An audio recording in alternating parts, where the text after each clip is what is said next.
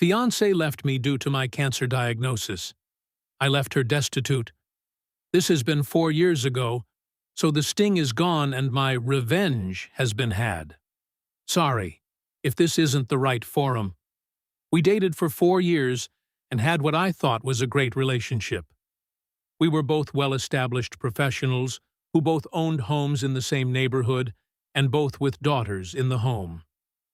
Her daughter was 11 and mine was 16 when we met. We had actually planned to get married, build a house, and raise the two together. We planned the house build because she had recently been diagnosed with a neurological disease that would eventually put her in a wheelchair and need something ADA-friendly. During the planning stages, I began doing landscape and construction projects on her home to increase the resale value. All in, I invested roughly $30,000 into the home, running everything through my side construction business for tax, permitting, and resale purposes.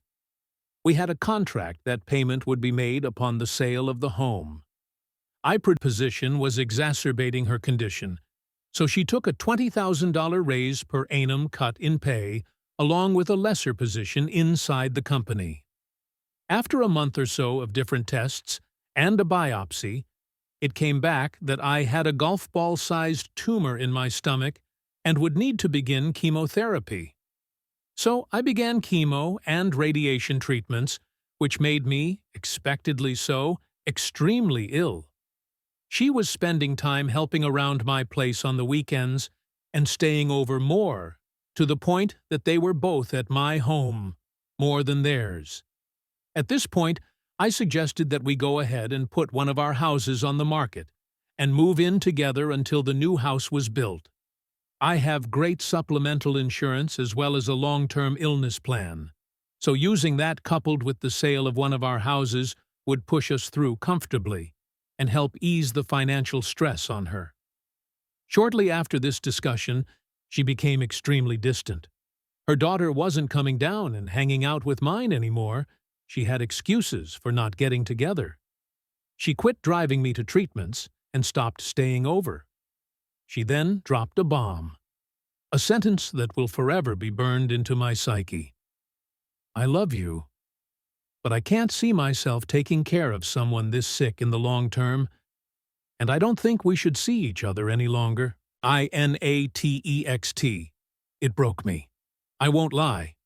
This was the first woman I had ever opened up to and planned a life with since my wife died when my children were 1 and 3. However, I tried to be mature about it. I forced myself to understand her position and to accept what I could not change. I calmly, the next day, gathered all of her things, packed them neatly, loaded them in my truck, and took them to her house to leave on the back porch while she was at work, in order to avoid any awkward exchanges. Walking around the back and under the porch cover, I sat down a box and saw her in her back living room, on the couch having sex with a man that she had introduced to me as a lifelong friend. I had dinner and drinks with this man and his girlfriend. We had gone on vacation with them as well. I never spoke of the incident with her and simply sent her a text later, explaining that I would leave her things on my side porch to pick up at her convenience. I discovered 8 or 9 months later from his now ex-girlfriend that they had broken up due to him confessing that he had been sleeping with my SO, dating back to about the time we were finishing drawings on the new home. Now, I'm pissed. Revenge time. At this point, I had finished chemo and radiation for the time being, and was feeling healthier. I was going through some much-neglected paperwork when I ran across the file that contained $32,680 in unpaid, long-overdue invoices, which were promptly sent to my attorney to begin lien proceedings on the home.